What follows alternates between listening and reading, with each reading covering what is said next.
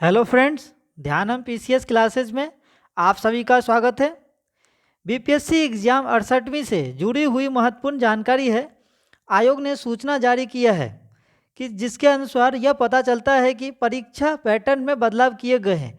यह बदलाव न केवल प्रीलिम्स बल्कि मेंस में भी बदलाव किया गया है। तो फ्रेंड्स, पहले हम लोग सूचना को पढ़ लेते हैं, जिसमें कि लिखा हुआ है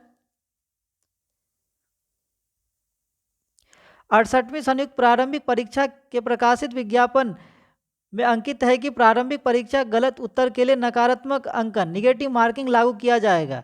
इसके अनुसार सर्वाधिक अभ्यर्थियों से प्राप्त फीडबैक फीडबैक जिसमें कि 1/4 सभी क्वेश्चन पे लागू करने के लिए मिला है।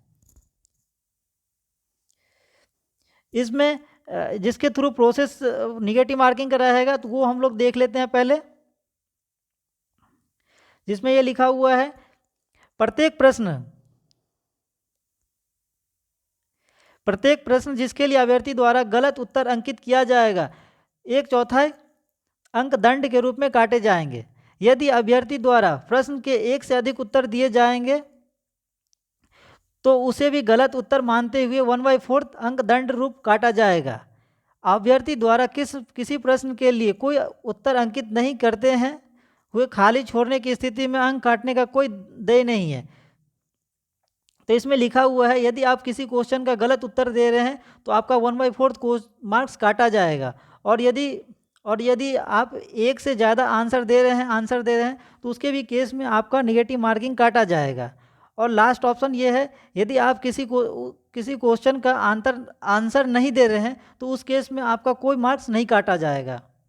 1/4 निगेटिव मार्किंग का मतलब है कि आप यदि एक क्वेश्चन का आंसर सही दे रहे हैं तो आपका 1 मार्क्स मिलेगा, और यदि 4 क्वेश्चन आप गलत कर रहे हैं तो आपका 1 मार्क्स काटा जाएगा।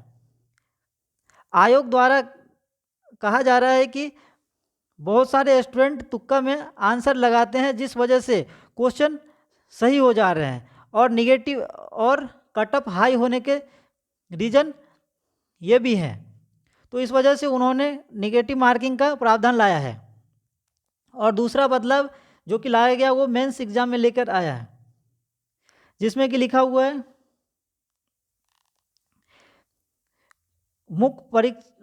मुख्य लिखित परीक्षा वैकल्पिक विषय स्केलिंग नॉर्मलाइजेशन की समस्या को समाधान हेतु आयोग द्वारा संयुक्त परीक्षा में संरक्षण में संशोधन किया गया, जिसमें कि सामान्य हिंदी 100 अंक 3 घंटे के रहेंगे, सामान्य अध्ययन GS1 जिसमें कि 300 अंक 3 घंटे के रहेंगे, सामान्य अध्ययन 300 अंक 3 घंटे के रहेंगे, और फोर्थ जो ऐड किया गया वो निबंध ऐसे का पेपर जिसमें कि 300 मार्क 3 घंटे के रहेंगे, और अपना ऑप्शनल विषय जो कि MCQ बेस्ड रहेंगे 100 अंक 3 घंटे के।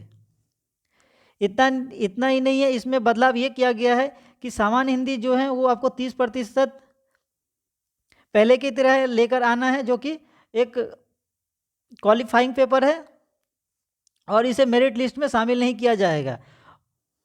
और इसी केस में आपका वैकल्पिक विषय जो कि ऑप्शनल विषय है उसको भी मेधा सूची से बाहर किया गया है, और आपको जो क्राइटेरिया फिक्स किया गया है उसमें उतना आपको मार्क्स लाना, ये भी क्वालिफाइंग पेपर की तरह है, जिसमें कि जनरल के लिए 40%, पिछड़ा वर्ग के लिए 36.5%, अत्यंत पिछड़ा के लिए 34%, और अनुसूचित जाति जनजाति महिलाओं उम्मीदवारों के लिए 32% लाया गया है। तो फ्रेंड्स, आयोग द्वारा कहना है कि किसी ऑप्शनल में ज़्यादा मार्क्स आ रहे हैं, किसी ऑप्शनल में कम आ रहे हैं, और इस वजह से हम स्केलिंग या नॉर्मलाइजेशन नहीं कर पा रहे हैं।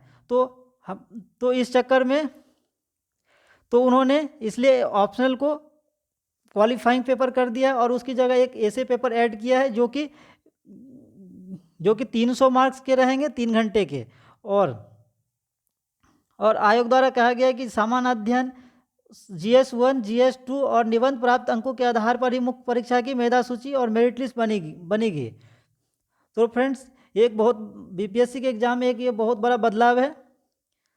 तो आप लोग इसको पहले अच्छे से देख लें और उसके हिसाब से आप तैयारी करें। और लास्ट जो अपडेट है उसमें ये लिखा हुआ है क्या, आवेदन भरने की तिथि जो 20/12/2022 थी उसको बढ़ा के 30/12/2022 तक किया गया है। और यह इसलिए किया गया है क्योंकि सूचना आज प्रकाशित हुआ है, और जो स्टूडेंट इस फॉर्म को ना भरे हैं तो आप इस फॉर्म को भर सकते हैं, जो कि 30/12 तक आपके लिए समय दिया गया है। तो फ्रेंड्स मिलते हैं आगे के वीडियो में, तब तक के लिए धन्यवाद।